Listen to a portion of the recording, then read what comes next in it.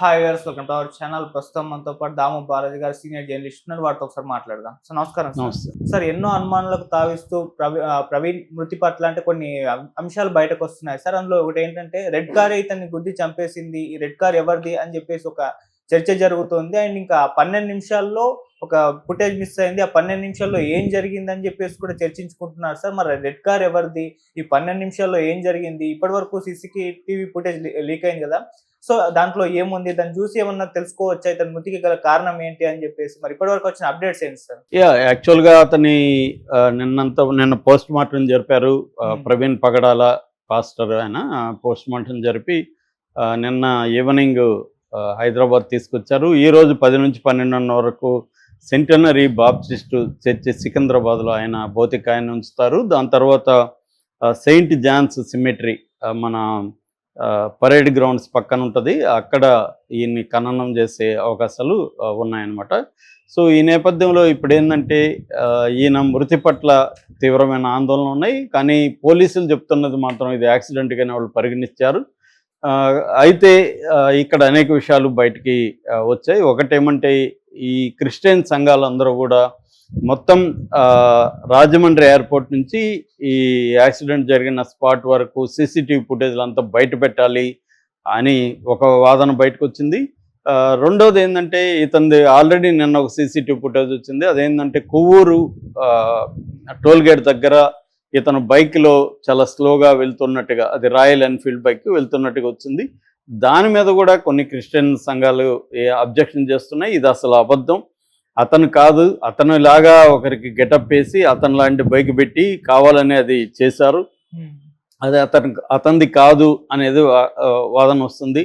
So మొత్తం మాకు అది ఒక్క షాటే ఎందుకు ఉంది, మొత్తం మాకు పెడితే మాకు అర్థమవుతుంది అతనా కాదా అనేది. ఇది కావాలనే ప్లాన్ చేశారు, డైవర్ట్ చేయడానికి అతన్ని చంపేసి ఇతను ఆ టైంలో అక్కడ వెళ్తున్నట్టు చూపించారు. ఇది రాంగ్ అనేది కొంతమంది చెప్తున్నారు. ప్రధానంగా ఇప్పుడు ఏంటంటే ఈ జరిగిన స్పాట్ ఏదైతే ఉందో రాజానగరం పోలీస్ స్టేషన్ పరిధిలో జరిగింది. దివాన్ చెరువు తర్వాత గామన్ బ్రిడ్జి మధ్యలో జరిగింది. నయారా పెట్రోల్ బంక్ ఉంది, ఈ నయారా పెట్రోల్ బంకు ఆపోజిట్లో ఇది జరిగింది. సో మామూలుగా అయితే ఈ రాయల్ ఎన్ఫీల్డ్ పోలీసులు చెప్తున్నది ఏమంటే ఇతను అదుపు తప్పి అది పక్కకి వెళ్ళిపోయింది, డౌన్లోకి వెళ్ళిపోయింది, ఇతని మీద పడిపోయింది, ఇతని మీద బరువు పడడంతో చనిపోయాడు.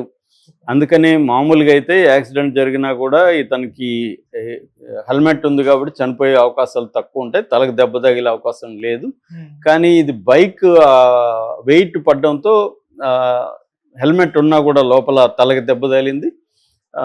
అట్లాగే బ్లడ్ అంతా కూడా చిమ్మింది, పెదాలు కూడా ఇట్లు పోవడానికి కూడా అది తగలడమే కారణం అనేది పోలీసులు చెప్పారు. ఈవెన్ పోస్ట్ మార్టం రిపోర్ట్లో కూడా అదే వచ్చింది.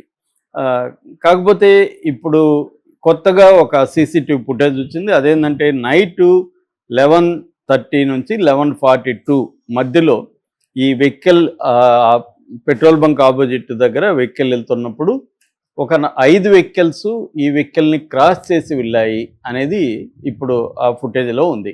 అందులో ఒక రెడ్ కారు అనుమానాస్పదంగా వీళ్ళకి అనిపిస్తుంది. ఎందుకంటే అది రెడ్ కారు కొట్టినట్టుగానే వీళ్ళు భావిస్తున్నారు.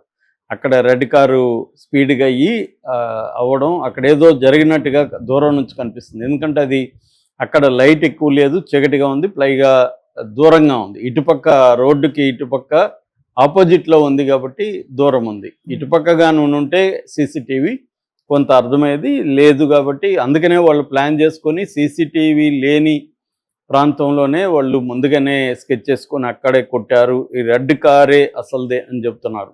ఈ నేపథ్యంలో ఏమైందంటే చంద్రబాబు కూడా దీన్ని సీరియస్గా తీసుకున్నాడు. చంద్రబాబు దీని మీద విచారణకు ఆదేశించాడు. నిన్న కలెక్టర్ల సమావేశంలో కూడా ఆయన మాట్లాడాడు దీని గురించి. అట్లాగే డీజీపీని కూడా ఆదేశించాడు.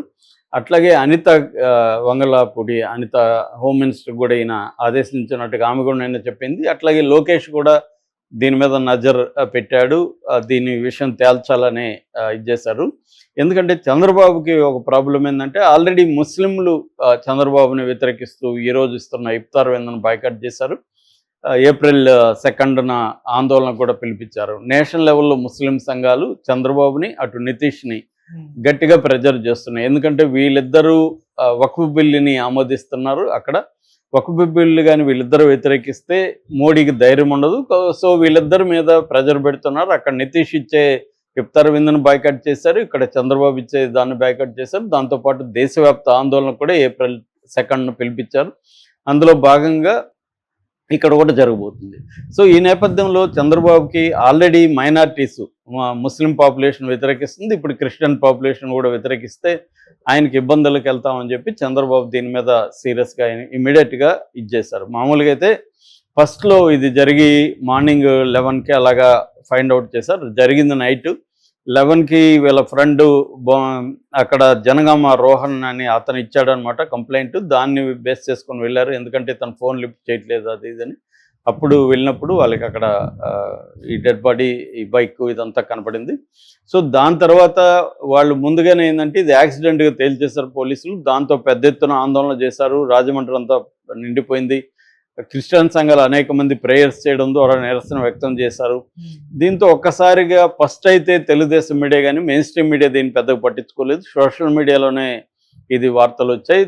దీంతో ఒక్కసారిగా బాగా వైరల్ అయిపోవడం, ఆయన పాస్టర్ ప్రవీణ్ వీడియోలంతా బయటికి రావడం, ఆయనకు వ్యతిరేకమైన ట్రోల్స్ అంతా ఒక్కసారిగా రావడం, దీంతో ఇది ఒక పెద్ద ఇష్యూగా అయిపోయింది. దీన్ని నేషనల్ వైడ్గా కూడా కొన్ని ఛానల్స్ అవి కవర్ చేయడంతో చంద్రబాబుకి ప్రెజర్ వచ్చింది. అంటే మైనారిటీస్ మనకు దూరం అయ్యే అవకాశం ఉంది, జాగ్రత్తగా లేకపోతే అని చెప్పి చంద్రబాబు దీన్ని విచారణ చేస్తున్నారు. ఇప్పుడు ప్రధానంగా రెడ్ కారు ఎవరిది అనేది ప్రధానంగా తేల్చే పనిలో పడ్డారు. అట్లాగే ఆ 12 నిమిషాల్లోనే ఏం జరిగింది, ఈ 12 నిమిషాలు కీలకం అని చెప్తున్నారు. 11:30 నుంచి 11:42 వరకు నైట్లో. సో ఇక్కడ ఏం జరిగింది కానీ తెలిస్తే మనకి ఇతని ఆ రెడ్ కారు కొట్టినట్టుగా ఇప్పుడు అనుమానాలు ఉన్నాయి. ఎందుకంటే అక్కడ ఉన్న CCTV ఫుటేజ్లో రెడ్ కారు మీదనే మిగతావన్నీ కూడా పాస్ అయిపోయినాయి. రెడ్ కారు మాత్రం కొంత అంటే ఒక బండికి తగిలినాక కొద్దిగా స్లో అయిపోయి మళ్ళీ వెళ్తుంది కదా, అలాంటి ఒక ఇది కనిపిస్తుంది అనేది ఇప్పుడు బ్రేకింగ్ న్యూస్లో వస్తుంది. సో దీనివల్ల ఇప్పుడు పోలీసులు కూడా దీని మీద క్లియర్గా రెడ్ కార్ ఎవరిది, మిగతా ఎందుకంటే రెడ్ కార్ని కనిపెట్టడం పెద్ద కష్టం కాదు, రోడ్లో టోల్స్ ఉన్నాయి కాబట్టి టోల్ దగ్గర ఫుటేజ్ ఉంటుంది. ఆ ఫుటేజ్లో రెడ్ కార్లో ఆ టైంలో ఎక్కువ ఏమి ఉండవు కాబట్టి ఎన్ని ఉన్నాయి చూసుకొని ఆ టైం కరెక్ట్గా మ్యాచ్ అయినా ఆ టైం చూసుకొని ఆ నెంబర్ కూడా అక్కడ టోల్లో నమోదై ఉంటుంది కాబట్టి ఆ నెంబర్ ద్వారా కారు ఎవరిది అనేది పట్టుకోవడం, అప్పుడు ఎవరు డ్రైవ్ చేస్తున్నారు, అక్కడ కారు ఏమైనా తగిలిందా, ఆ కారుని పరిశీలిస్తే కూడా తెలుస్తుంది. ఎందుకంటే కారు కానీ కొట్టుంటే ఒకవేళ ఇమ్మీడియట్గా వాళ్ళు ఏమన్నా దాన్ని రిపేర్ చేస్తుంటే చెప్పలేం, కానీ ఎంతో కొంత అయితే ఫైండ్ అవుట్ చేసే అవకాశం ఉంది. రిపేర్ చేస్తుంటే కూడా ఎక్కడ రిపేర్ చేస్తుంటారు ఏంటి అనేది కూడా ఆరా తీసే అవకాశం ఉంది. సో వాళ్ళు ఏమన్నా, ఎందుకంటే ఖచ్చితంగా డెంట్ అయ్యిండే అవకాశం ఉంది, ఇబ్బంది అయ్యిండే అవకాశం ఉంది, ఎందుకంటే ఆ వేగంతో కొట్టుంటారు కాబట్టి. సో ఇవన్నీ పరిశీలించి దాని ద్వారా కారు కొట్టిందా లేకపోతే మిగతా 5 వెహికల్స్ ఏవి అవేమన్నా చేస్తే ఇవన్నీ కూడా విచారించడానికి పోలీసులు అయితే బృందాలుగా ఏర్పాటు చేస్తున్నారు. దాదాపు 5 బృందాలు రంగంలో దిగే. సో ఇది ప్రధానంగా అనమాట. అంటే ఇప్పుడు ఆ టైంలో వెళ్ళిన ఈ 5 వెహికల్ని ఫస్ట్ ఐడెంటిఫై చేయాలి. అందులో రెడ్ మీద డౌట్ ఉంది, రెడ్ కార్ మీద, కాబట్టి రెడ్ కార్ని పర్టికులర్ ఫస్ట్ ప్రయారిటీ రెడ్ కార్కి ఇచ్చి ఆ 12 నిమిషాల్లో ఏం జరిగింది కానీ ఫైండ్ అవుట్ చేయగలిగితే నిజంగా యాక్సిడెంటా లేకపోతే హత్యనా అనేది తేలే అవకాశం ఉంది. మరి ఇది చంద్రబాబు ప్రభుత్వం ఏమాత్రం దీన్ని సీరియస్గా తీసుకొని తేలుస్తుంది అనేది మనం wait and watch. Okay sir, thank you so much.